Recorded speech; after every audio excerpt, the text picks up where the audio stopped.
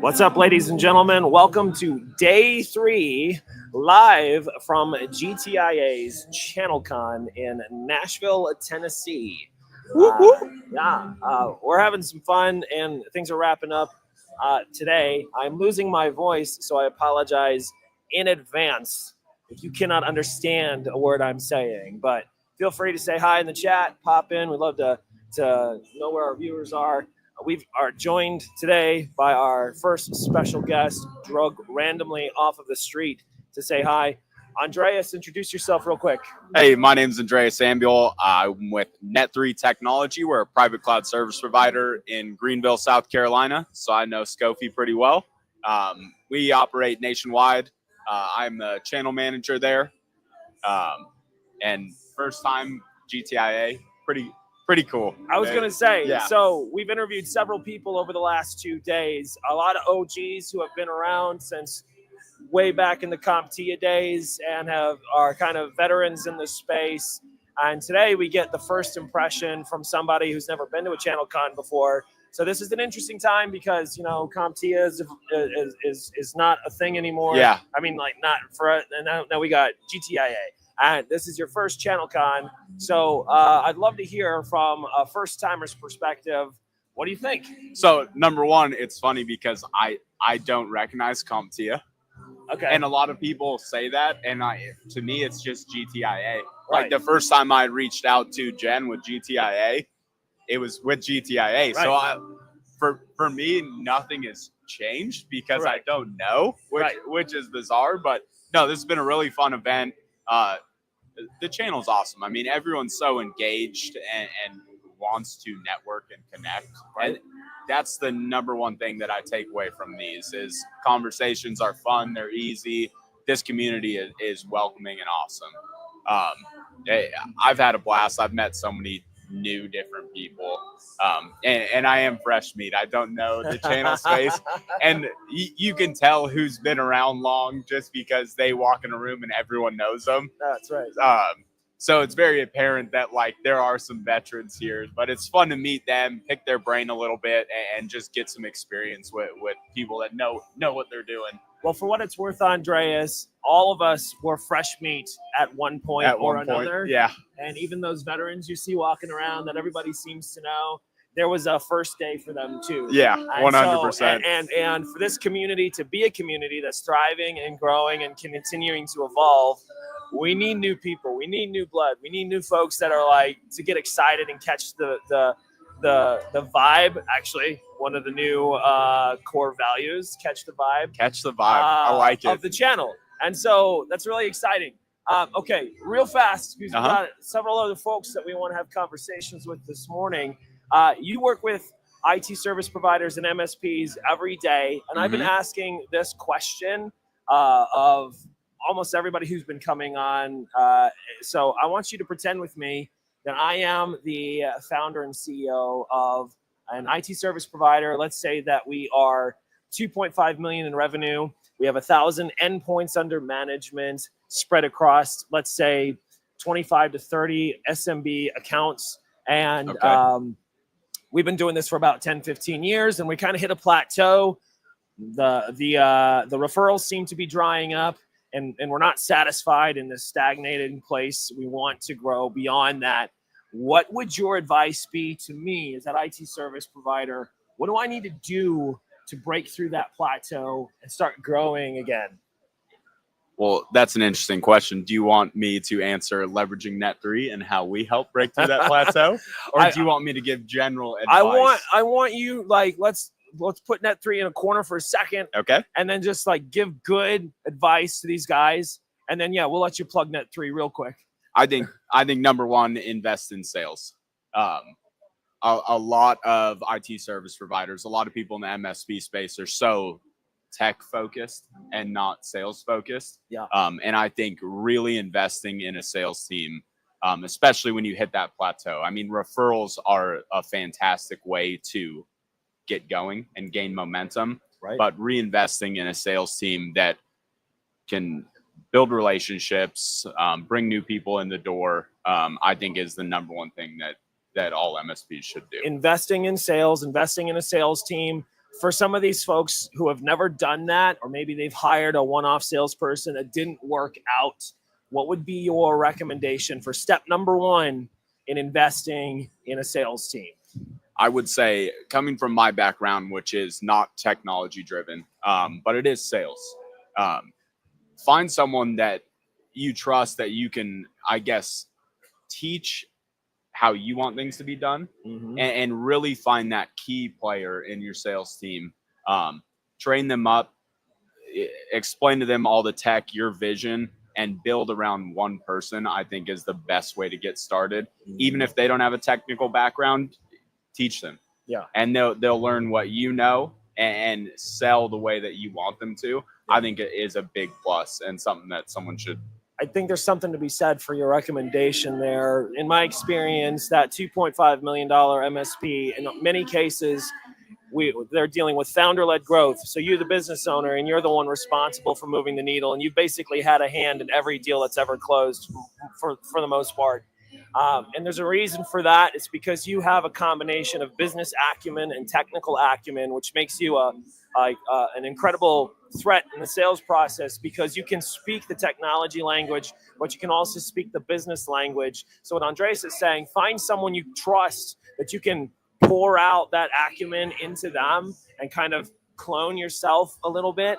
What you should not do is hire somebody and chuck the hot potato of sales at them and expect them to be successful. If hiring that salesperson in the founder-led growth model that you've been dealing with for the last 5, 10, 15 years, if this is your answer to getting yourself out of sales, you're going to have to wean yourself out of the sales cycle. Yeah. And that's going to take time. It's honestly sometimes more work to pour into the right salesperson on the front end than it is to just continue doing it yourself. But that work pays off when you find that person that's a good human being, that is willing to learn, willing to grow, and sit under your mentorship. And then you can help them level up that technical acumen and that business acumen. What do you think of that? Oh, I 100% agree with that. I bring everything back to sports. That's my background. If you start from scratch, you're more successful. If you have to relearn bad habits and things to do, it's 10 times more work. Okay. So bringing someone in and showing them the ropes and kind of teaching them your ways, I think it is a game changer. I love it. I love it. Now, real fast as we wrap up, Andreas, you said Net3 can help my MSP break through that plateau. Give me the too long, don't read version of how Net3 can help my IT services business go from 2.5 and start growing again. Yeah. So we know you have an answer for backup, disaster recovery, cloud infrastructure. What we did with the help of Jonathan Schofield is we're doing 100% revenue match. So any licensing cloud services that you bring to Net3 will match that in net new business. So if you're spending $5,000 a month with Datto and you move that Datto licensing under Net3 and choose a Cronus, Veeam, Zerto, what have you, we'll deliver. Our business development team's kick ass. We'll deliver net new business that equates to that $5,000 that you moved to Net3. I'm glad that you shared that because what Net3 has that a lot of IT service businesses don't have is a highly functioning, very effective sales organization that is bringing in new business into their cloud services, backup, disaster recovery all the time. And the idea here is, migrate services to Net3, and then deals that come in through their sales engine can be routed through you, a new Net3 partner. So if you're billing $5K with a Cronus and you move $5K within 12 months, they're committing to matching that revenue in the form of new business. There's a lot more nuance to it, so I'd recommend that you connect with Andreas. But thanks for being here today, brother. Any final words or thoughts for our folks here watching us live from ChannelCon? No, I appreciate your time. If you haven't been, I would recommend coming. I mean, awesome networking opportunity, meet a bunch of cool people and have a good time. All right. Sweet. Appreciate you, brother. We'll see you out there. Yeah. Thanks, Kofi. I'll grab that. We already have our next guest lined up. I'm going to take a quick swig of water because, like I said, I'm losing my voice. I'm so glad that the weekend starts tomorrow and I can let my voice rest for a while. Come on over here, Kyle. I'm going to hand you this. A man that for most and many of you needs no introduction, Kyle Spooner, the one, the only. Thanks for being here, brother. How have you been? Good. It's been a very, very fun event. I've met a lot of people, that I don't get to talk to all the time, and get some FaceTime with some people I do get to talk to all the time. So it's really fun. Excellent. So, this is your first ChannelCon, yes? My first ever ChannelCon, yes. Not my first ever event. No. So for context, Kyle here works for Ninja One and also a very beloved nonprofit in the community, MSP Geek. And so he's no stranger to the trade show circuit, having in fact coordinated multiple very successful industry events himself, along with a really awesome team over there, MSP Geek. So I would imagine, because you had your hands involved in the last one too, it feels a little different going to one that you don't have to organize and plan. Less stress, I think, is the best way to describe that. Yes. You don't have to worry about anything leading up to or being at the event. So it's quite nice, other than travel, which is always a fun thing to have to figure out, regardless of if you run it or not. Sure. So having been here now and having run some events and been to many other industry events, any observations that you have, things that you're like, oh, I'm taking notes for the next show that I'm involved in, or this is something I saw that maybe I wish had been different or better. I know GTIA is listening, so I know that they love constructive feedback. I am always taking notes to steal all of the good ideas that other events do, because that's kind of what the channel. I mean, if you're not improving, you're kind of just sitting there. So. That's right. And there's nothing wrong with copying ideas and trying to iterate on something maybe that even isn't a good idea, but you can probably make it better. But what's one good thing you saw that you're like, ooh, I like that they did this? There's been a few things. I like the layout and the setup of their, they call it the technology vendor hall, solutions pavilion area. That's been good. They're always bringing it back to either an award or someone in a channel or someone at GTIA that's doing something. It's always focused on someone who's doing good. And that's, I think, is something that everyone can do better at. Absolutely. I love that. Okay, so for the sake of time and making sure we get a few other folks cycling through here, I'm going to ask you the same question I've been asking everybody that's stepped on here. You've been in the industry a long time. You've worked for an MSP in the past, and now you work daily with MSPs all over the globe through both MSP Geek and Ninja One. So I know you've got some insight here. I want you to pretend that I'm an IT business owner. I am at 2.5 million in revenue. I have 1,000 endpoints under management spread across maybe 25 to 30 SMB clients, more or less evenly spread. I've been doing this 15 years. Referrals are how I got here. I've hit a plateau. The referrals seem to be drying up, or they're just no longer enough to keep accelerating the growth. And it's like I'm hitting a wall. What would your advice be to that IT business owner? I've tried a few things. I've spent some money, and it's just not worked out. What do I do, Kyle? I've got two things that I would say. The first one would be authenticity. People know and can tell authenticity, especially in the sales process. If you're hiding anything in that process, if you're not being fully open, you're not demonstrating why they should buy from you as a service provider, they're going to pick up on that. And not just that, but your own clients. If they feel like your current clients, your referrals are drying up. If your current clients don't feel like you're being authentic and you're kind of not really being open and upfront, that's going to weigh on their decision making when it comes to someone asking them for advice. I love that. The second thing is no. The word no. Even if you start losing revenue by letting clients go, rejection is one of the most powerful things, because not all revenue is good revenue. Not all clients are good clients. And it may take some contraction to accelerate growth. And don't be afraid to tell a client no. Don't be afraid to let a client go or to end the sales process if it's not a real fit. it is something that a lot of businesses, not just IT service providers, struggle with, especially in the SMB area. Yeah. Is just, if it's not a fit, it's not a fit, and that's okay. That's right. And telling someone no will probably make them more likely to want to buy your services anyway. It's true. Weirdly. No. Actually, there's so much truth to everything Kyle just said. And I love starting with authenticity. If anyone watching has spent significant time with me as we nerd out on topics like this, you've heard me say the fastest path to earning mental real estate with your future customer is through authentic, physical, human connection. But you can have human physical connection that is not authentic. And that's why that first word is so key.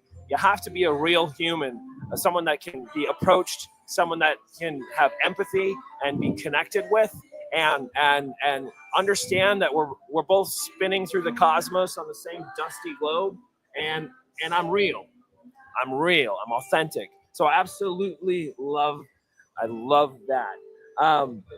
The power of no.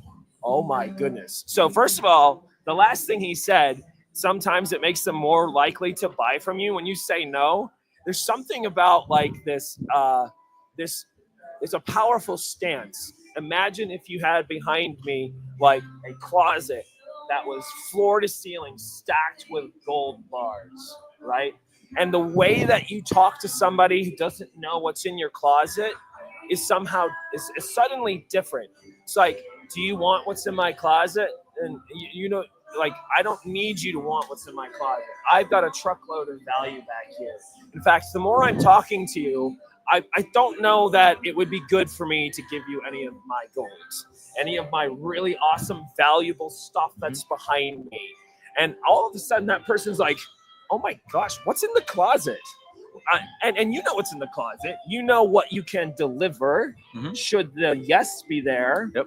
But now you're able to give them the hard truth that they need to hear. I don't think you're ready. I don't think you're right. And if there is a possibility that they could be ready, they could be right. Now they're playing. You're dictating the terms of the value delivery because you know the services you provide. The customer wouldn't be talking to you if they didn't need something from you. So you don't have to feel like you have to say yes just because you want the revenue, just because you want the deal to close. And you don't have to make concessions either. Like, hey, we need to be month to month. No, I can't do that. And here's why. I could not deliver the incredible value to my clients if I said yes to questions like that. And it's okay that you don't understand or agree. But if you want what's in my closet, the answer to that question has to be no. I love that so much. Any other observations or comments you make on that? I personally try to follow up a no with a path to a solution. Or if I'm expecting a no or expecting a challenge, to offer them a chance to give me a way, a path, or a solution to get to there, even if it's not immediate or I can only get partial progress towards that. There's been hundreds of SMBs I've talked to as an MSP, as a vendor, that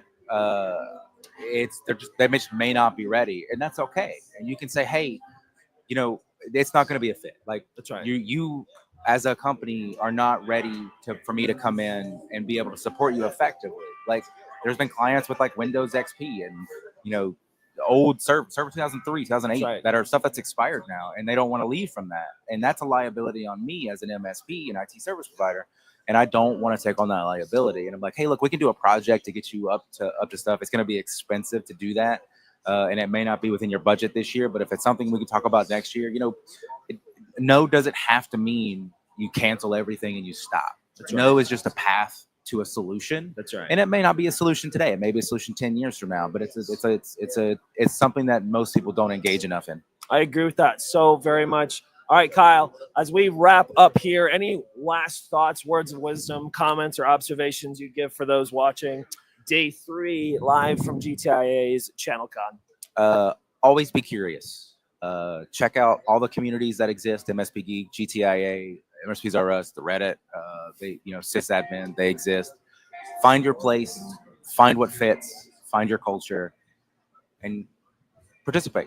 Participate. Be curious and participate. Well, you heard it here from Kyle Spooner. Thank you for being here, brother. I appreciate you always, and we'll catch you next time. Thank you. All right. Before we bring on our next guest, I'm going to do a quick sanity check on the audio and make sure that all is working.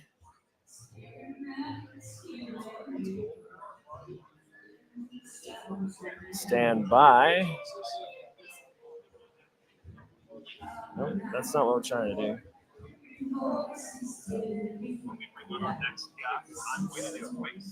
And there it is. Audio is working. All right. So we have our next guest lined up, and he's making eye contact with me. Are you ready? The one, the only man who needs little introduction from many to most of you, Joe Rojas. Now, these things would work on a lapel, but with the ambient noise here, We'll keep him up here. All right. Now, I said he doesn't need any introduction, yet I'm still going to ask the man, the myth, the legend, to take a second just to introduce himself. Joe, say hi to our people. Hello, everybody. Great to see you out there. He's awesome. So just, you already know that because you're already talking to him. Later. You're already talking to him. But I love your energy and your community and everything that you're doing. My name is Joe Rojas. And what I do is I help MSBs live a better life, get a little more sleep, spend more time with their kids. We are an MBA program for MSBs for how to run their life, their business more effectively so they can have a life. I absolutely love it. That's not the first time I've heard that loving introduction, but it always gives me goosebumps to hear it, because at the end of the day, what do you care about as an IT service provider? Is it, you're in your venture for a reason, but it's a part of your life.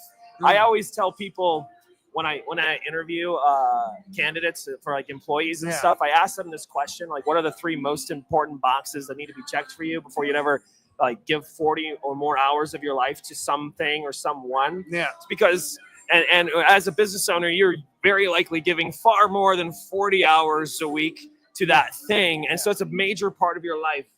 So it's not its own thing. It is your life. Yeah. It's a major part of your life. So, and if you're miserable and if you're frustrated and it's hard, it shouldn't be that. I mean, you shouldn't be there. You shouldn't be there if you're miserable. Right. You shouldn't be there if you're miserable, but there's ways to not be miserable. No. So we kind of jump the cart, put the cart before the horse. Before the horse. I'm mixing my the gun. Yeah, we jumped the horse. We're very, very cowboy down today. So that's right. It's Nashville. It's Nashville through osmosis. We're jumping horses and pulling carts. I don't know what's happening. Okay, but all right, GTIA. This is not your first rodeo. We're still doing the horse thing. Yeah. This is not your first rodeo, Joe. But you've been around with CompTIA for a while. I know that you're in some of the advisory councils. I am. I'm on the workforce council. And now GTIA. Okay, and this is the first ChannelCon since GTIA.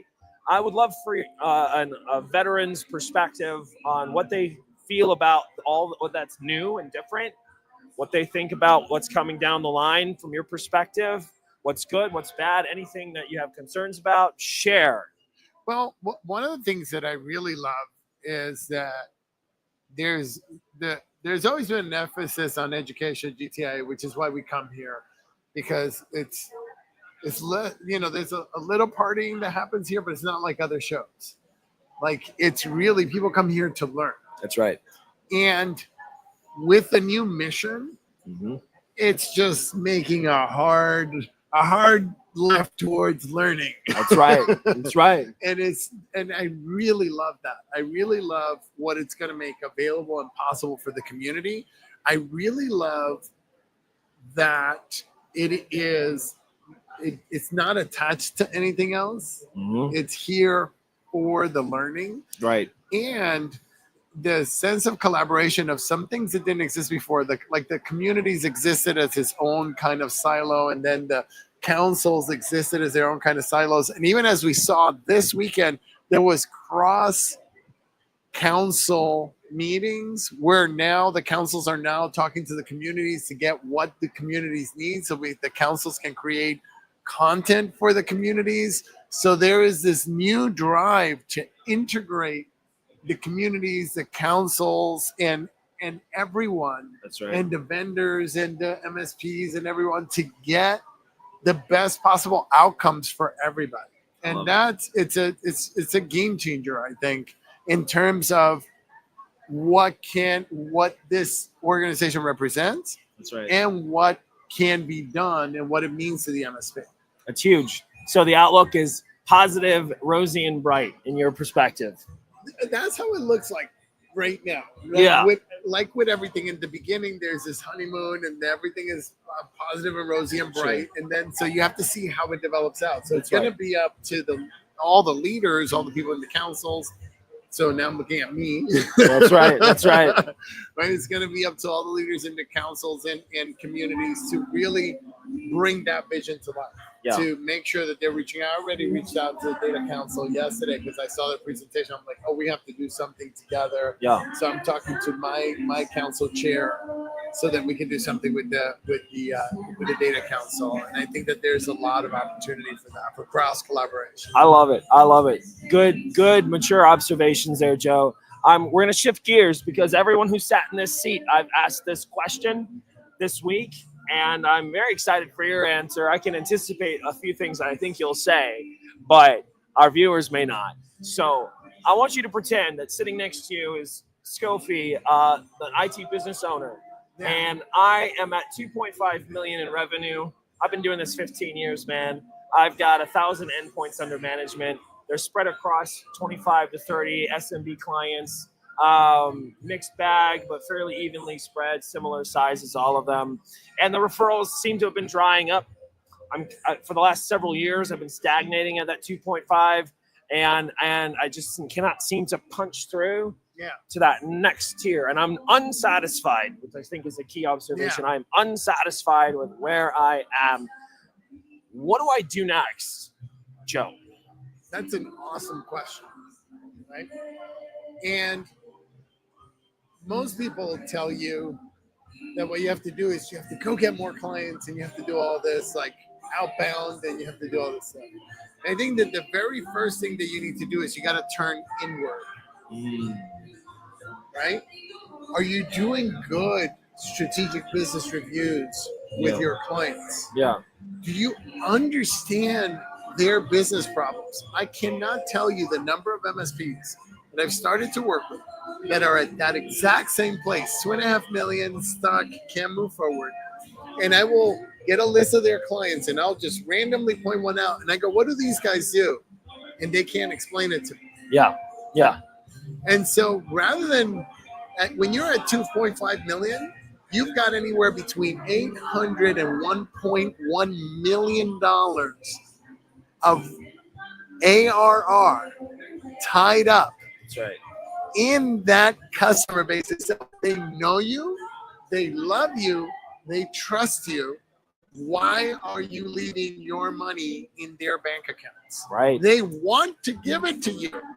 You haven't talked to them about the business problems that you solve for them. That's right. I can't tell you the number of times that I hear from MSPs, well, they bought their voice from somebody else and they didn't ask us. Did you tell them, did you do voice? Right. No. What did you think was going to happen?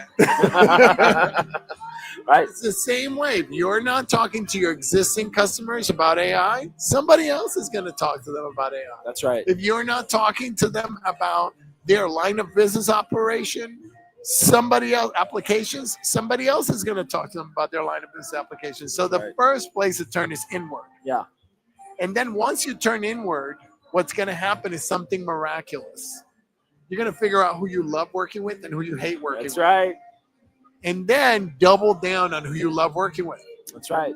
So that's the next step. So there's $1 million that's out there to go get. Go get it first. Go get it. Turn into a $3.5 million company from $2.5 million. That takes 12 to 18 months. It's a strategy, step by step. Follow it. That's right. And you will get it. Right. Uh-huh. I can give you some stuff to Google if you want.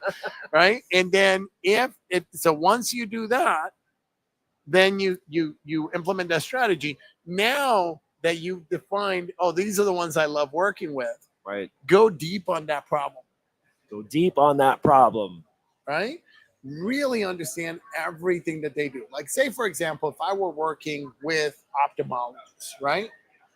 I would put in proximity logging.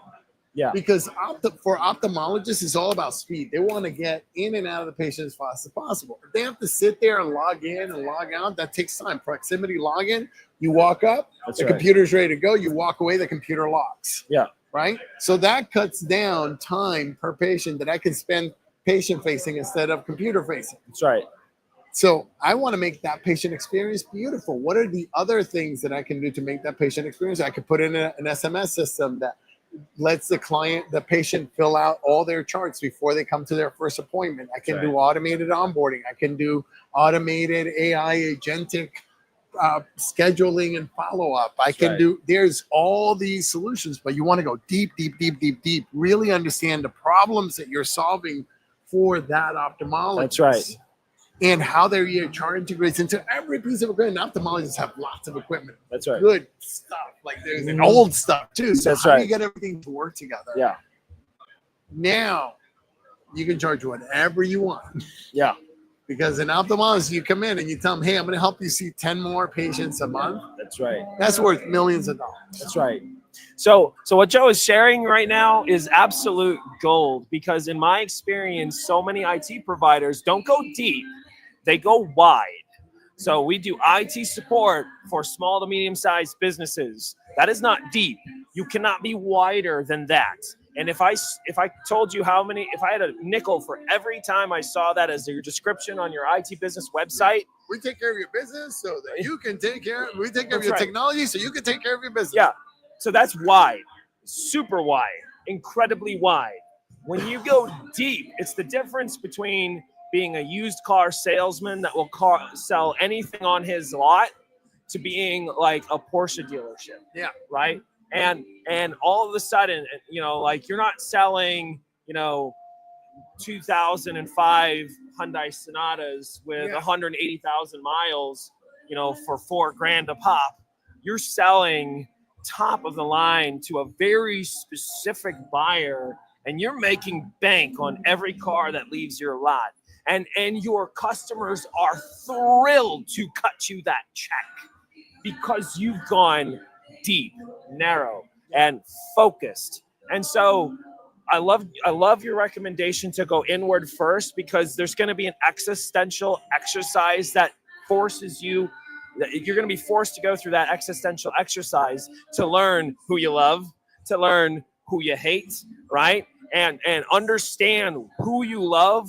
What does it look like to go deep with who you love?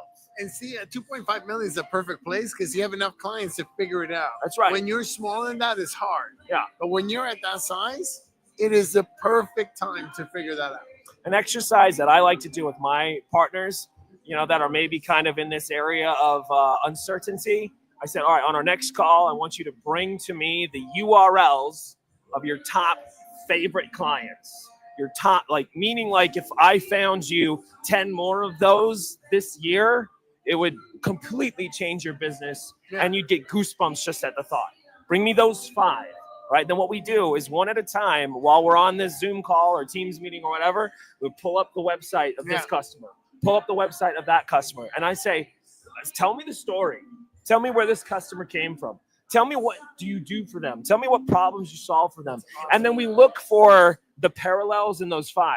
We look like, okay, what do they have in common? Why is it that you love these 5 and these other like 25? You're like, eh. Yeah. And then there's these other like 10. You're like, oh my God, please go away. Please go away. Oh, you all have those, I know. But that's such a healthy exercise, and it helps inform you as you're trying to figure out, okay, who do I love and where do I go deep? All right, so we're going to wrap up here real soon, Joe. But what final thoughts would you have for that IT business owner who's watching right now? It's getting real close. Oh, that's so much of Joe's face. If you want to command price, you've got to narrow down. I know you don't want to. if you want a command price, you've got to narrow down. If you were distracted by his nose in that moment, I just wanted to say it again so you heard it. If you want a command price, you got to narrow down. I love it. Joe, it is always a pleasure to have you, and thank you for spending some time with us. Thank you for having me, brother. All right, we'll see you out Bye, there, y'all. man. Joey, come be my man. We are having so much fun here today. There's one awesome person after another. Just as we're talking. All right, I'm gonna hand you this. And yes, it's Hello. a lapel mic, but we held them like this because of the ambient noise here. Love it. I'm losing my voice because we've been having far too much fun talking to too many cool cats this That's week. right. So I'm gonna grab a drink of water quick. We can whisper so Scofies can keep his voice. I'm told whispering is actually the worst thing you can do for a sore throat. It makes it worse, but it feels good in the moment. So True. Very anyhow, Joey, thanks for being here. Yes. Take a second and introduce yourself to our viewers today. Absolutely. Joey Carter, work with Checkpoint Software Technologies based in Greenville, South Carolina.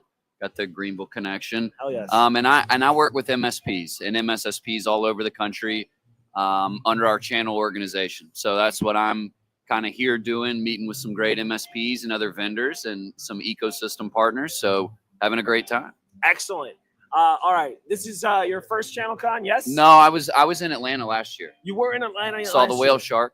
Yep. Okay, yeah, because we did the Georgia Aquarium in Yeah. Atlanta last year. Yeah. Did you run the 5K in Atlanta? No, I sleep. You I don't do the working out with the crowd, but So my favorite memory, well, it's one of my favorite memories from ChannelCon in Atlanta last year was the 5K. And, Oh, yeah. and maybe I should have been sleeping like you yeah. because me, Brad Powell, Matt Topper, and a handful of other really cool cats were at the front of like 60 people that ran that 5K that day. Yeah. Okay. And and it's like 6 o'clock in the Yeah. morning. We meet in the hotel lobby. We're all like getting our CompTIA wrist Yeah. headbands on and ready to run. And then they hand out these little maps of Yeah. the circuit we're supposed to run. I remember this LinkedIn post. I know where this is Oh going. my goodness. So we look at it and there's nobody who knows the route that's leading us. And there's Yeah. no like indications of turns. So those of us at the front, me, Brad, Matt, and the others, we start leading the pack and we come up to an intersection and we go straight.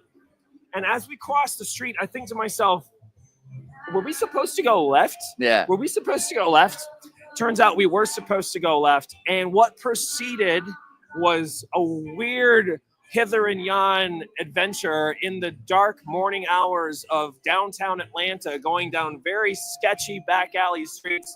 I thought you onboarded a highway. We almost did. Okay. I literally called it out because we were going around this curved road, and I was like, Yeah. guys, I think if we keep going, we're gonna be on the interstate Yeah. in like 800 yards. Yeah. We almost fell down like a porthole cover that was open. Yeah. It was crazy. Fortunately, the majority of people caught on that we were lost like crazy and went off their own ways. And I'm pretty sure there might be one or two people still wandering around. It's a story. downtown That's Atlanta. a story. That's what you know. You Long don't way forget of that kind of saying stuff. This is not your first channel. No, it's not. It's not. But it's your second. So how Yeah. does this year compare to last year for you? I feel like this is bigger. And it's been great. I think the entertainment portion has been fantastic. Last night was an absolute blast.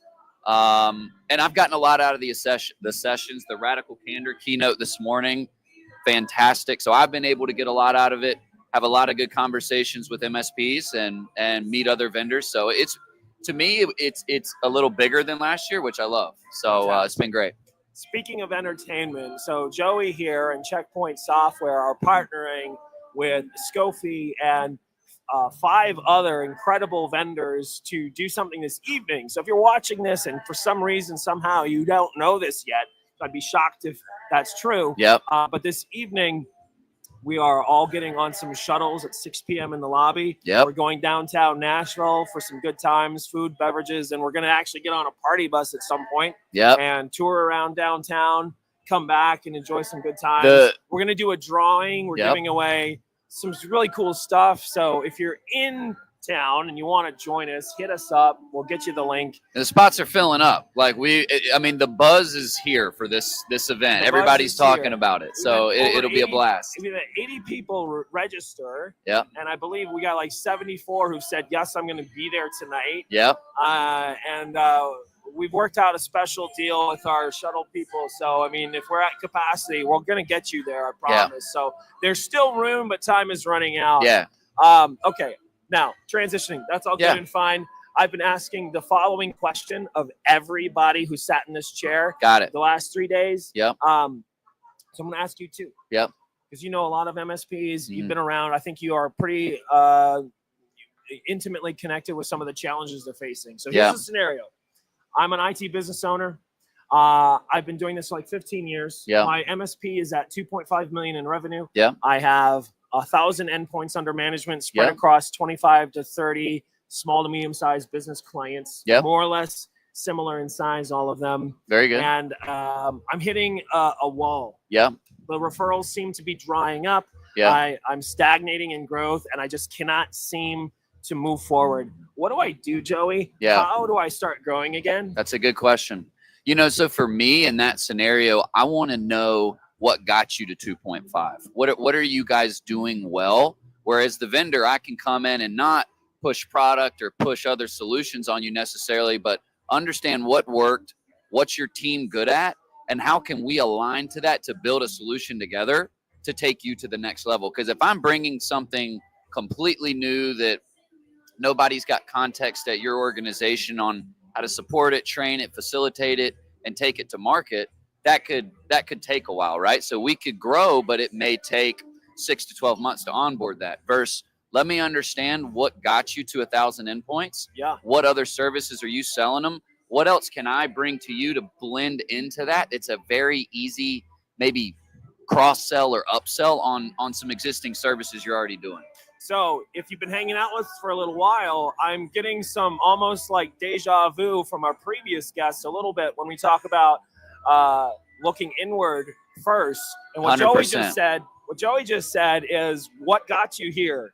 What got you to the 2.5 million? Right. And what's working and what's successful? And now let's figure out ways to cross-sell, upsell. And what Joe Rojas was saying is he was sitting in this seat, is like going deep and understanding those business customers, what challenges and problems they solve. And then you can identify opportunities to bring in other solutions, possibly through Checkpoint and other vendors. And now you've made yourself invaluable and incredibly sticky. All right, so now let's say I've done that. I've gone inward. I've figured out what brought me to 2.5, and I've identified some ways that I can bring additional value to my customers. Now what? Yep. So now it's I think the first thing we do, we've got a landscape, right? We understand what we want to take to market. We've got a path for how to scale, but now we've got to come up with a plan exactly how we're going to do it. How are we training Scofie's team? What is that going to look like? What kind of resources do they have devoted to this? Yeah. And then I think you have to set KPIs from the vendor side and also from the MSP side. So we're holding each other accountable to achieve the goal, right? So I think it's getting in there, establishing a plan of how we're going to enable it from a sales perspective, technical support, service delivery, mutually agreeing on some KPIs or goals, and then taking it from there. And the thing with us is like when we want to do that, we want to do it quickly. And now it's not like, hey, let's both decide to scale and grow and discuss it at the QBR. It's like, let's get on the books later this week, nail this down, and then come up with our first, what does success look like from a 30, 60, 90-day plan from right now. What I love about what you just shared is, so the first step, identifying what brought you here, and then next, building the plan. And then the critical thing you said is, let's not wait. Right. Let's do it now. Yep. And it may not be perfect, and it may not be like the most beautiful and sexy thing you've ever architected, but the fact that you take action. So you identify what brought you here, you make the plan, and then you must do the plan. You have to execute Execute now. Joey, it's always a pleasure to talk with you. Thank you for being here. Well, this is fun, man. Forward to yeah, I'm looking forward to doing some cool stuff tonight. Hey, well, any final thoughts for our viewers before we kind of cycle out here? I think the last thing I would say is if you think about like the event that we're doing tonight, and really in this space, it's all about the community, right? We're partnering with 5 or 6 vendors tonight, but or not vendors, but there's other MSPs, and like you guys, like this is a ecosystem. MSP space is phenomenal, but it takes a team and really a community. So just glad to be a part of it, you know. Fantastic. Joey, thank you for being here. Thank you, And brother. we'll catch you later. Absolutely. All Love right. it. Love it. What you don't know is the whole time that we've been doing this, Joe Rojas was kindly recording on Joey's phone. Are your tries like burning, Joe? Are your tries like burning, Joe, from holding that? And honestly, man, I just wanted you to grab 1 or 2 pics. So the videos All right, we're making. You want to go? love it. Yeah, I'm making eye contact with our next victim. Oh, excellent. All right, we've got our next guest already lined up. Going to be winging it here. All right. That's what everyone's been winging it. All right. Everyone's been winging it, Drew. We're so glad you're here. All right, Yeah, so Drew and I, I'll give you a chance to introduce yourself in a second. Absolutely. But Drew and I have had a couple calls over the last few months, and I've had the privilege to get to know him and his company a little bit. And I told him I was going to be here in town for ChannelCon, and he's like, I'm going to be there too. And so absolutely thrilled that you were able to come out here, Drew. Yes. Take a second and introduce yourself to our viewers. And let them know a little bit about who you are and what you do, what makes you tech, and I have a few questions for you. We'll have some fun. Perfect. Sound good? Let's do it. So again, appreciate the opportunity to have me on here. I wasn't expecting this, so I'm gonna do my best not to stumble, but I'll try. So Drew Stratton, I'm director of channel sales for Exidium. I'm based actually here in Nashville, so I get to go home at night. Nice. I'm well rested. I'm a little jealous of that. Like I said, I don't know what you guys have been up to the past 2 nights, but I'm well rested. And so the company Exidium, at a very high level, is an endpoint protection platform. So think EDR, MDR, XDR, but within that portal for the MSP and MSSP space is a number of other tools for running an MSP or an MSSP from the endpoint side of things. So think RMM for remote monitoring management, pushing out updates, patching. Yep. There's a ticketing tool in there as well. The benefit that we try to drive home with as a differentiator is taking all of these different tools that you may be using from different other suppliers, and having it all in a single pane of glass, one portal. And it's very cost effective. It's all of our own IP. We're not outsourcing or utilizing any other third-party technologies. Yep. So our SOC, our support team are experts on our product. And it makes for a very good customer experience, not only for our MSP customers, but for their clients as well. Fantastic. Well, thank you for that introduction, Drew. I've been asking this question of a lot of folks that have been sitting here, so I'm going to ask you as well. Is this your first ChannelCon? This is. Okay. And first impressions, how do you feel? What's your experience been so far this week? You know, so my background is I've been in the IT sales world for probably 20 years. Most recently, and I'd say in the past 5-7 years, in the cybersecurity side, on the consultant side, in the channel world. Meaning, so I focus heavily on the consultants, but I worked for an MSP as well. So this is my first conference, ChannelCon, with GTIA, focusing on as a vendor for MSPs. And so it's been a big learning experience for me. No doubt. And the opportunity to network with the MSPs, understand their business models, their challenges. I'm hearing you talk about, organizations hypothetically that are plateauing. And it's helping me kind of think about my approach and how I can help an organization like that. So this is a perfect segue, Drew, to my next question. Oh, now, boy. what you don't know is Drew has been sitting over here across catty corner from us for a while. It's just kind of been soaking in all of these great answers from our guests. So you kind of got the open book experience now that I'm going to ask you the same question. But I, based on the background you just shared, I'm keenly interested in your perspective. Sure. So same scenario. Pretend I am the IT business owner. I am at 2.5 million in revenue. I have 1,000 endpoints under management, spread across 25 to 30 small to medium-sized business clients, and the referrals seem to be drying up. I've been doing this for 15 years. I'm beating my head in against a brick. I want to grow. What do I do? Okay, so as you mentioned, I did get a little bit of a head start listening to some of the answers, and I caught some of your broadcasts yesterday and the day before too. So, you know, from my perspective and what Exidium has to offer, you know, I would say that there is, first and foremost, our approach about what I talked about earlier, which is consolidating the number of tools that you have today. That most oftenly leads to cost savings for our MSPs, right? Okay. So, you know, in the traditional model of what we offer, that cost savings could help unlock funds, dollars that could find other ways to go to market, to go prospect, to create lead generation.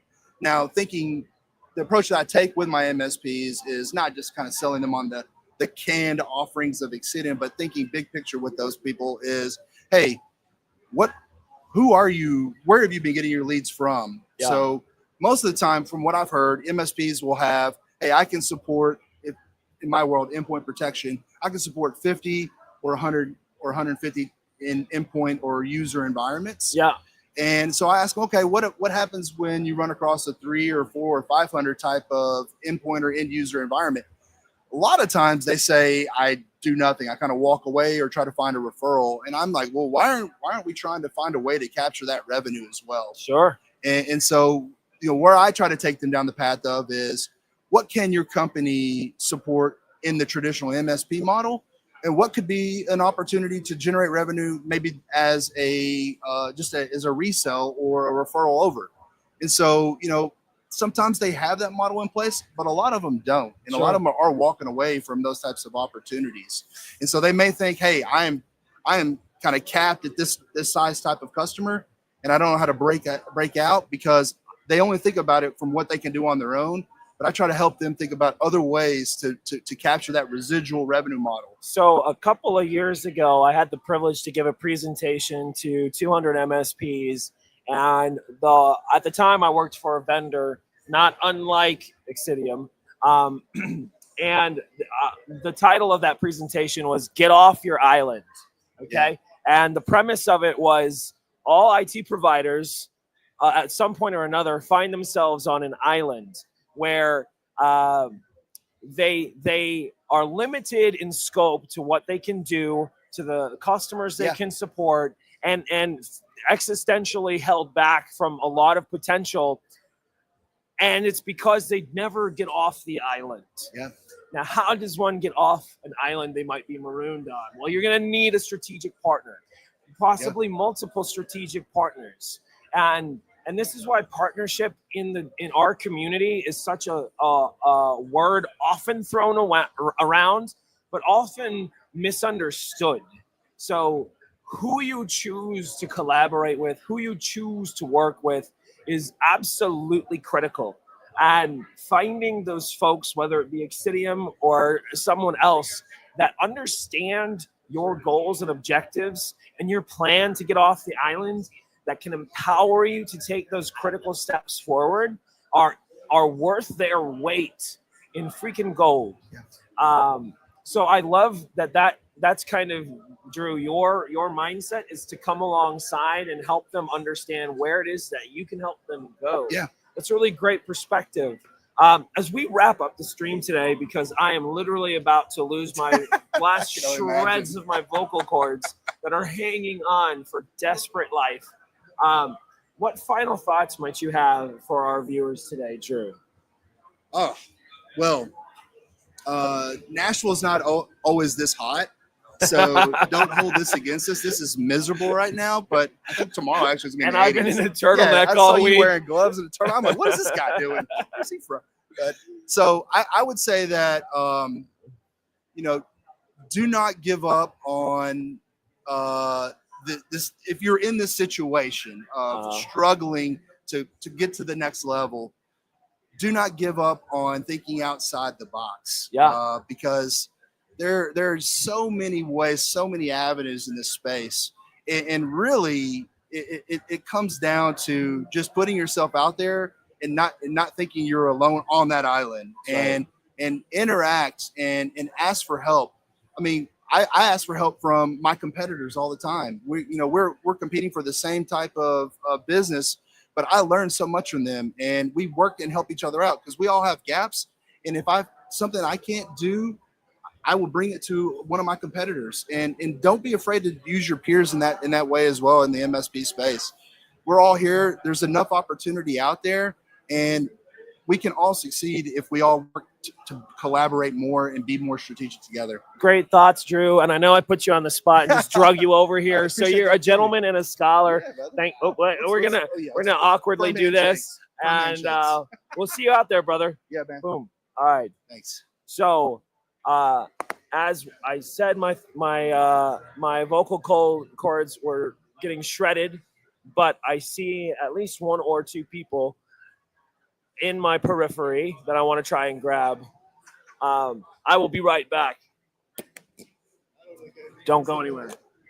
So, can you watch this for 2 seconds? There's a part of the video where all you see is the table because I spilled coffee on my ass. I was like, oh. All right. I got you. So that's live. Oh, that's live? Hi, y'all.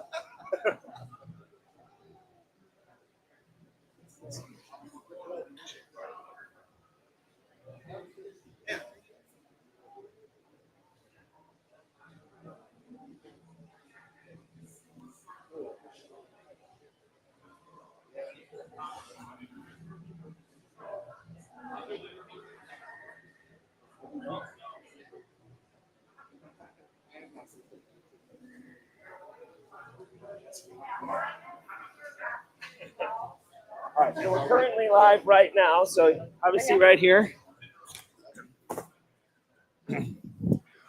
All right, so everybody, another individual that probably needs no introduction for a lot of our viewers, but so glad that you're here, Alexandria. Introduce yourself real fast. Oh, and fair warning, because of the ambient noise in here, gotta hold it we're close. awkwardly eating the microphones today. All right. So- Hi, everyone. My name is Alexandria Boyd. I'm the Director of Revenue and Operations over at OIT VoIP, and this is my 4th ChannelCon. Mine too, actually. So Yeah. Chicago was your first one? Yes. All right. Yes. I didn't realize that we're the same GTIA age. That's weird. yeah. Okay, so question for you. CompTIA, GTIA, you've heard some things said. Do you notice anything different about, this year versus the last 3 years? And how do you feel about the future? Absolutely. Yeah. I think that the energy is the same. This is such a great community. They're so giving, and the community and the people are still the same. And everyone is so willing to give back and share information and really pull you into the fold. And so that obviously is the same. I have noticed, I feel like a little bit of a change in the production level, I will say. It was really well put together this year. Just like even the video quality was really well done. I mean, that member of the year video that they did for Matt Lee. Wow. Yes. I was just like, oh, wow, this is really well put together. So I definitely think that endowment and the money that they got, they're putting to good use. Yes. And I think that is really exciting because CompTIA, GTA, the thing that I fell in love with the most is, all the charitable efforts that they do and how they give back and how they really grow the community. So with all this newfound money that they're going to be able to invest into the community, into the people, and more charitable causes, I think that that's really exciting. Absolutely. I very much agree. I'm very optimistic about the future. And a very, very keen and uniquely different observation than all of our other guests on the aesthetics of the show and the production value of the show. And I'm inclined to agree with you. Not to say that previous years were bad. It's just maybe the game has leveled up a little bit. It just leveled up a little bit and you're like, oh, wow. Yeah. It's just a little bit shinier. So good job to all of you who helped coordinate and put this on in that capacity. Very much appreciate you guys. Absolutely. We got a little water rolling down the screen of the laptop. Oh, Keith, you got yours as well. You good? We had a little spillage. Oh no, that's icey. So I'm awkwardly like petting the camera here. I'm just trying to not like have water get down on my keyboard. All right. It's the joys of doing like these on the street interviews. On the road, on the street, impromptu. You can't control your environment. That's right. Okay, Alexandria, I've been asking this same question of everyone who sat in this chair. Okay. You've been in the channel a good long while now. I know a lot of MSPs consider you a trusted friend, and you are intimately familiar with a lot of the challenges that they face. Would you say that's accurate? Sure, yeah. Okay, so here's the question that I've been asking everybody. I want you to pretend that I'm an IT business owner. I'm at 2.5 million in annual revenue, and I've got 1,000 endpoints under management spread across, let's say, 25 customers, and the referrals seem to be drying up, and I'm struggling to grow. I've been doing this 15 years. I don't know how to get past that plateau and start growing again. What would you tell me as the business owner? What do I got to do first? Yeah, so I think a lot of times MSPs, they want to have everything in their stack. They want to provide everything, which could be great because you don't want to ever not be able to provide a service that your client needs. But I think where you really begin to see the scale and the growth is when you hone in on the things that you're good at. Right. And if you're doing anything and everything under the sun, then you really can't say, oh, well, I'm different because of this reason, and this is my specialty, and this is where I'm really able to come in and help you because I'm a master of this class. Yep. And so I think that you really start to hone in on the growth, and you see the scaling when you are able to differentiate your specialties and you focus on those specialties. I love that. So if you've been hanging out with us and all of our guests today, or even just a few of them, I'm sensing a common theme, and Alexandria drove it home as well. So understanding the special nature of the services you provide and the unique value that you bring to your customers.